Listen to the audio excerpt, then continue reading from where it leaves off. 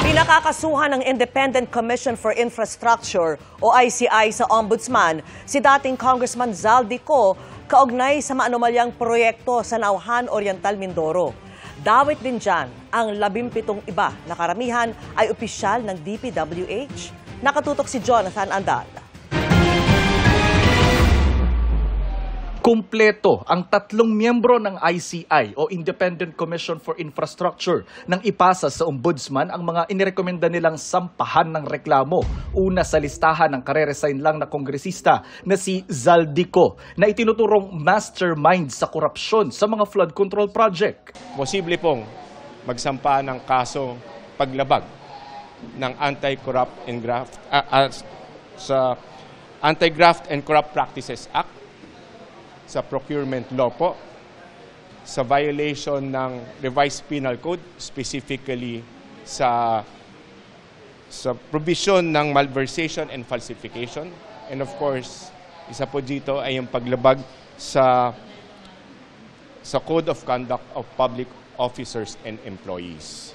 Kabilang sa basihan ng rekomendasyon ang flood control project sa Nauhan Oriental, Mindoro na ginawa ng SunWest Incorporated, dating pag-aari ni Co. Ginamitan kasi yan ng substandard na materyales, partikular ng sheet pile o bakal na 3 metro lang umano ang haba imbes na 12 metro. Kaya nalugi ang gobyerno ng 63 milyong piso. Kulang-kulang din umano ang dokumentong ibinigay ng SunWest ng bayaran ng DPWH tulad ng mga madilim na litrato para ipakita ang usad ng konstruksyon. Pare-pareho lang umano ang mga litratong ginamit sa magkaibang progress billing na ginawang batayan sa pagbayad sa SunWest. May mga posible rin umanong pinekeng sertifikasyon ng ilang opisyal ng DPWH na posible umanong nakipagsabwatan sa mga opisyal ng SunWest para mailusot ang bayad sa proyekto.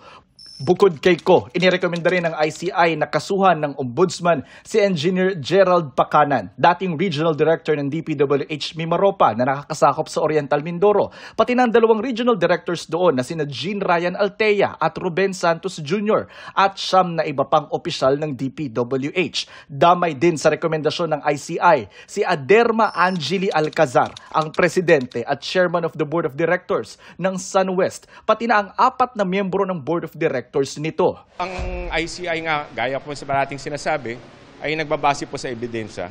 The stronger the evidence we have, the more complete our evidence we have, that's the time that we will file our recommendation to Ombudsman. Hindi po basta-basta kaming nagre-rely o umaasa sa mga single testimony o sa isang affidavit po lamang. Sabi ng ICI, ipapatawag nila si Co at ang iba pang posibleng sangkot. Sinusubukan pa namin kunan ng pahayag ang mga inirekomenda ng ICI na kasuhan ng Ombudsman. Para sa GMA Integrated News, Jonathan Andal, nakatutok 24 oras.